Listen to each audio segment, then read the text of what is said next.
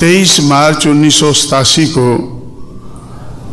हरिद्वार, जहाँ पर हर की पौड़ी है और गंगा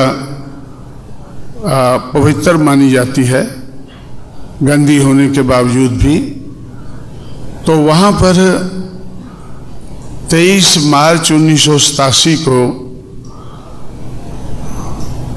शेड्यूल कास्ट का, और ये भी जानकर आप लोगों को अचंभा होगा कि हरिद्वार की जो सीट है वो शेड्यूल कास्ट के लिए रिजर्व है, क्योंकि शेड्यूल कास्ट के लोग उधर काफ़ी रहते हैं।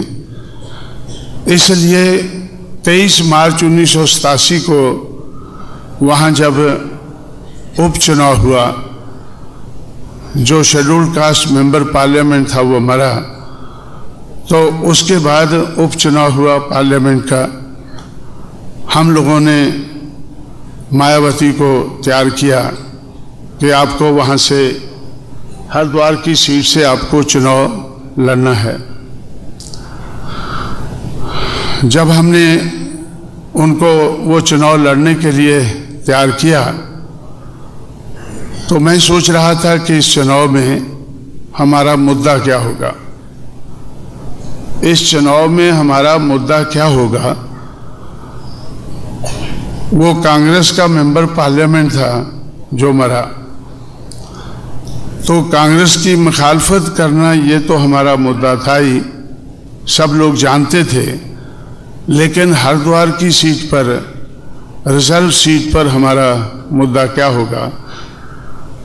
जब तक वहाँ नॉमिनेशन पेपर फाइल नहीं हुए थे तो मैं मुद्दे के बारे में सोच रहा था, और जब चुनाव का प्रक्रिया शुरू हुई तो मुझे लगा कि अब हमारे लिए मुद्दा ढूंढना आसान है, क्योंकि जो मनुवादी ताकतें हैं ये सारी मिलकर उनका कंबाइंड कैंडिडेट रामविलास पासवान उन्होंने तय किया। चंद्रशेखर उस सारी पार्टियों का जो एकता सी अलायंस बना था, तो बड़ी पार्टी जनता पार्टी का हेड होने के नाते तो रामविलास पासवान को जनता पार्टी की तरफ से चंद्रशेखर उधर गए, और चंद्रशेखर वहाँ ले जाकर हरिद्वार में कंधों पर बैठाकर उनको उधर टोकन, उन्होंने, उनका एक जेस्चर था कि एक ठाकुर कंधों पे बैठाकर रामविलास पासवान को वो हर की पौड़ी पर ले जाता है। हर की पौड़ी पर उनको स्नान कराया जाता है, और उसके बाद हरिद्वार के ब्राह्मण पंडे वो उनको आशीर्वाद देते हैं।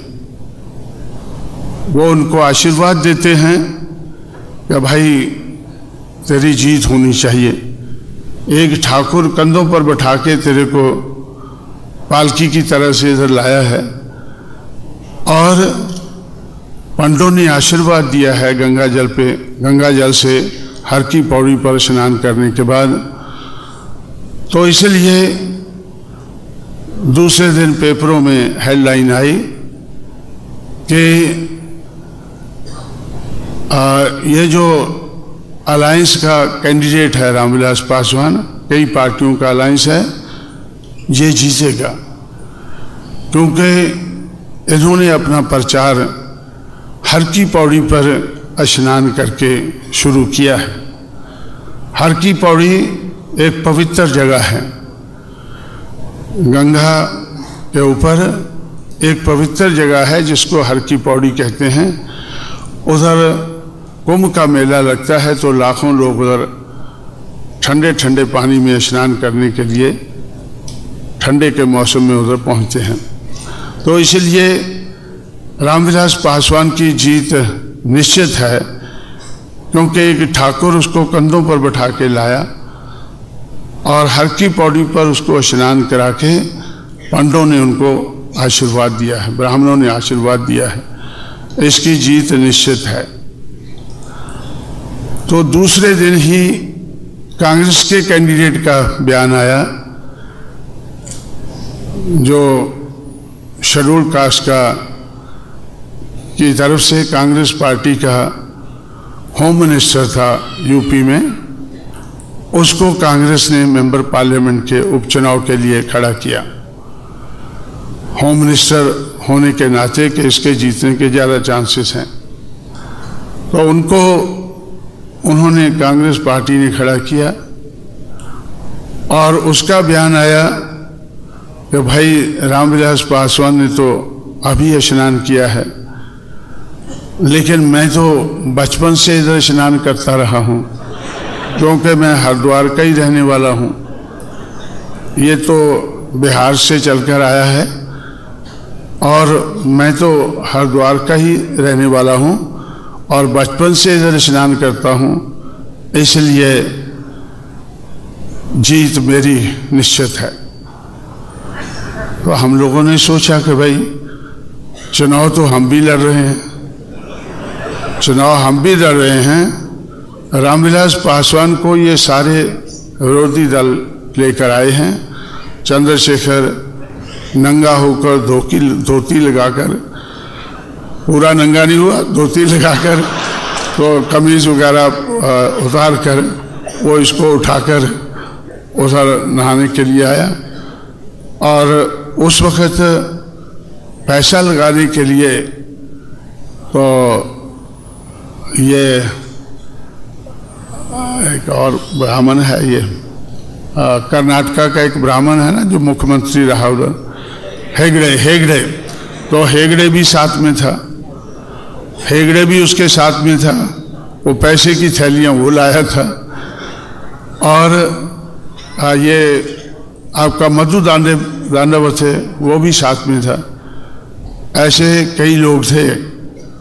तो उन्होंने रामविलास पासवान को स्नान कराया। तो हमने सोचा कि भाई हमें क्या करना चाहिए। तो जो हर की पौड़ी, तो हमने भी इसी को मुद्दा बनाया कि ये लोग रामविलास पासवान को खड़ा करने वाले लोग और राम सिंह को खड़ा करने वाले लोग ये कहते हैं कि हर की पौड़ी पर गंगा पवित्र है, लेकिन बहुजन समाज पार्टी का कहना है कि हर की पौड़ी पर जहां लाखों लोग अपना बदन धोते हैं वो इसको गंदा करते हैं। इसलिए हर की पौड़ी पर गंगा गंदी है। हमारी उम्मीदवार मायावती एक फरलांग ऊपर जहाँ से गंगा आती है, ऋषिकेश की तरफ जिधर से गंगा आती है, एक फरलांग ऊपर स्नान करके उसने पेपर फाइल किए हैं। तो इसलिए अभी ये चुनाव का मुद्दा बना, हरिद्वार के चुनाव का मुद्दा बना कि हर की पौड़ी गंदी है, गंगा गंदी है या चंगी है। तो ये मुद्दा चुनाव का बना और हमारा प्रचार ज़्यादातर यही था कि हर की पौड़ी पर गंगा गंदी है। अगर जो लोग इसको पवित्र मानते हैं हर की पौड़ी पर, वो वोट देंगे। उनके दो उम्मीदवार हैं, एक रामविलास पासवान है सारी विरोधी पार्टियों का मिलाकर, एक कांग्रेस का उम्मीदवार है राम सिंह। लेकिन जो लोग समझते हैं कि हर की पौड़ी पर गंगा गंदी है, उनकी उम्मीदवार मायावती है। इसलिए हमारी अपील है उन लोगों से, सिर्फ उन लोगों से जो ये समझते हैं कि हर की पौड़ी पर गंगा गंदी है, वो मायावती को वोट दें, बहुजन समाज पार्टी को वोट दें। चुनाव हुआ और मैं आप लोगों को एक दुख की बात रखना चाहता हूं कि चुनाव में हमें पैसे की उस समय बहुत ज़्यादा कमी महसूस हुई। अगर उस वक़्त मेरे पास 1 लाख रुपया होता, जो 1-1 लाख हराने के लिए मैंने 200 कैंडिडेट को दिया पिछले चुनाव में फरवरी में, अगर 1 लाख रुपया मैं रेज कर पाता तो हम उसी वक़्त वो चुनाव जीत गए होते। लेकिन बहुत मेहनत करके सारे देश भर में बामसेफ के लोगों से अपील करके मैं सिर्फ 87,000 रुपये इकट्ठा कर पाया। 87,000 रुपये से हमने वो चुनाव लड़ा। और जब काउंटिंग हो रहा था तो मैं कुछ समय मायावती के पास बैठा था काउंटिंग देखने के लिए। फिर मैं घूमने निकल गया काउंटिंग में, तो फिर मैं रामविलास पासवान के पास चला गया, क्योंकि उधर जब अनाउंस होता था लाउड स्पीकर के ऊपर पहला राउंड, भाई पहले राउंड में राम सिंह को 8,000 कुछ वोट पड़े, मायावती को 8,000 कुछ वोट पड़े, और ये रामविलास पासवान को 187 वोट पड़े, और RL कुरील को 2 वोट पड़े। RL कुरील भी 77 में जनता पार्टी की तरफ से मेंबर पार्लियामेंट था। जनता पार्टी की तरफ से RL कुरील मेंबर पार्लियामेंट था, जो उस एरिया में सर्विस करता था, और रामविलास पासवान भी मेंबर पार्लियामेंट था। ये एक्स मेंबर पार्लियामेंट दोनों उधर लड़ रहे थे। तो जैसे अनाउंस हुआ कि पहले राउंड का अनाउंसमेंट हुआ, तो मैं सोचा मैं रामविलास पासवान से मिलकर आता हूँ कि भाई तू तो गंगा स्नान किया उधर, तो क्या हुआ ये जरा।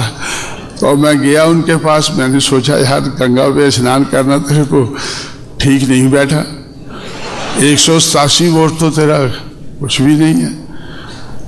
मायावती को 8,000 मिल रहा है और राम सिंह को 8,000 मिल रहा है।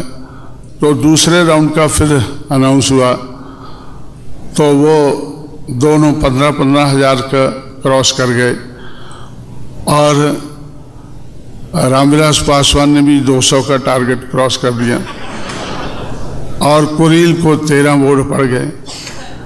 तो मैंने सोचा कि भाई जब वो बैठा था, मैंने सोचा यार भी चाय पीते हैं, थोड़ा बातचीत भी करते हैं।